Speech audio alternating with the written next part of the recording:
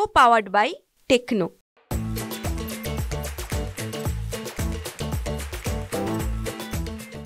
विधानसभा निवडणूक जशी जवळ येत आहे तसे सगळेच राजकीय पक्ष तयारीला लागलेले आहेत. आमदार रत्नाकर गुट्टे यांच्याकडून मतदारसंघ पिंजून काढण्यात येत आहे. परभणीच्या गंगाखेड विधानसभेअंतर्गत येणारा पालमला आज मोठा कार्यक्रम आमदार रत्नाकर गुट्टे यांच्याकडून करण्यात आला. आपण त्यांच्याशी बातचीत करूया. गुट्टे साहेब, रणशिंग फुकला का निवडणुकीचा? अर्थातच आता निवडणूक जशी जशी जवळ येईल तसं रणशिंग फुकल्या जातं. रणशिंगने आतापासून नाही, मी निवडून आलो त्याच्या दुसऱ्या तिसऱ्या दिवसापासून मला कामाला सुरुवात केलेली असते. मी 5 वर्षे काम करत असतो. त्याच्यामुळे निवडणूक जवळ आली म्हणून रणशिंग फुंकणं किंवा न फुंकणं ह्यामध्ये मला काही फरक पडत नाही. 5 वर्ष सतत काम करतोय मी, त्याच्यामुळं सगळे सारखे दिवस आहेत माझ्यासाठी. लाडक्या बहिणीवर लय महायुती असो किंवा तुम्ही असो जोर देत आहेत, आशीर्वाद देतील असं वाटतं का महायुतीच्या उमेदवारांना लाडक्या बहिणी? बघा, मुख्यमंत्री लाडकी बहीण योजना जी आहे ही निश्चित एक बहिणींचा मान सन्मान आणि दिवाळी भेट असेल, राखीची भेट असेल, ह्या सरकारच्या निमित्तानं युती शासनाच्या निमित्तानं दिलेली आहे आणि निश्चितच आशीर्वाद युतीला यांचे मिळणार आहे.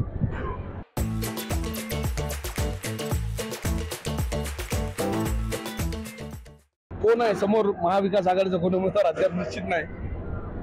आता उमेदवार माझ्या समोर, आता माझ्यापेक्षा तुम्ही इलेक्ट्रॉनिक मीडियाचे आहेत. नजीर म्हणलं की मला वाटतं परभणी जिल्ह्यामध्ये एक नाव आहे, त्याच्यामुळे नजीर माझ्यापेक्षा जास्त माहिती नजीर जवळ असेल तर माझ्या समोर 2-3 लोक आहेत, त्यापैकी कोणीतरी एक जरी येईल असं वाटतंय.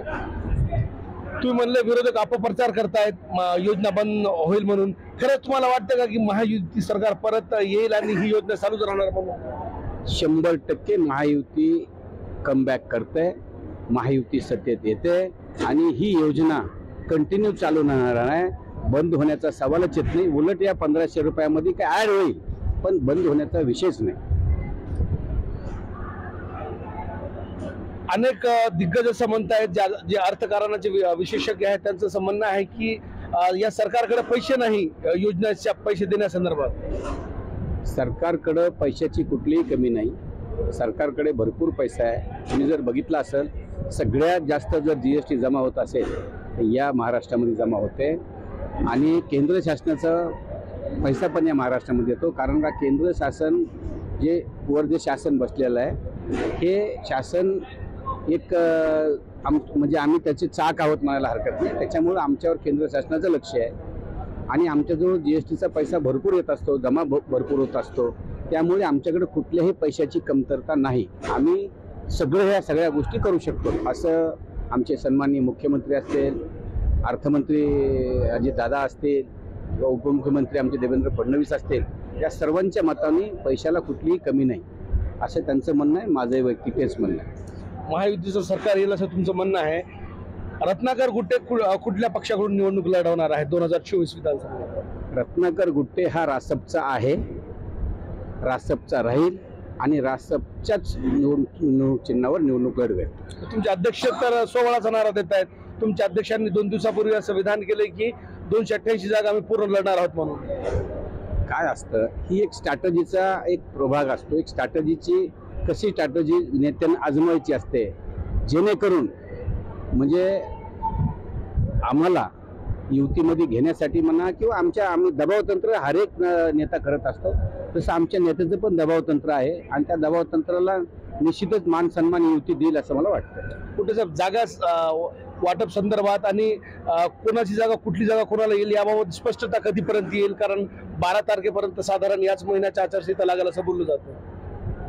हा विषय तुर्तास तरी माझा विषय हा नाही आहे, युतीचा विषय. त्याच्यामध्ये सन्माननीय मुख्यमंत्री एकनाथरावजी शिंदे साहेब, देवेंद्र फडणवीस उपमुख्यमंत्री आणि दुसरे उपमुख्यमंत्री आमचे अजितदादा हे जे ठरवतील त्याप्रमाणे निश्चितच म्हणजे सीटचं वाटप होईल. आणि मला वाटतं कारण मागच्या वेळेस थोडासा प्रॉब्लेम झाला होता लोकसभेला, त्याच्यामुळं यावेळेस कुठल्याही प्रकारचा प्रॉब्लेम होणार नाही आणि लवकरात लवकर वाटप म्हणजे जागेचं वाटप होईल असं मला वाटतं. परिषदेकडून काही सूचना कधीपर्यंत आचारसंहिता लागू शकते? आचारसंहिता जर केव्हा लागेल असं जर सांगायचं असेल तर सन्माननीय मुख्यमंत्र्यांचं स्टेटमेंट आहे, सन्माननीय उपमुख्यमंत्री दादांचं आहे, सन्मान मुख्यमंत्री देवेंद्र फडणवीसचं स्टेटमेंट. त्या स्टेटमेंटप्रमाणे माझा एक अंदाज जर लावला आपण तर मला वाटतंय 13-14 तारीख अशी एक अप्रॉक्सिमेटली 13-14-15 या तारखेमध्ये आचारसंहिता लागेल असं मला वाटतं. एक म्हणजे त्या स्टेटमेंटवरून. तर 14 तारखेपर्यंत आचारसंहिता लागणार असा अंदाज या ठिकाणी आमदार रत्नाकर गुट्टे यांनी व्यक्त केला आहे. मात्र डॉक्टर रत्नाकर गुट्टे यांनी निवडणुकीचा रणशिंग फुंकला आहे. मात्र तुर्तास तरी महाविकास आघाडीकडून अद्यापही उमेदवार जाहीर नसल्यानं रत्नाकर गुट्टे एकटा या ठिकाणी किल्ला लढवत आहे असं पाहायला सध्या तरी मिळत आहे. कॅमेरा पर्सन सय्यद खिजरसह Nazir Khan, TV9 Marathi, Palam, Parbhani. Co powered bye techno.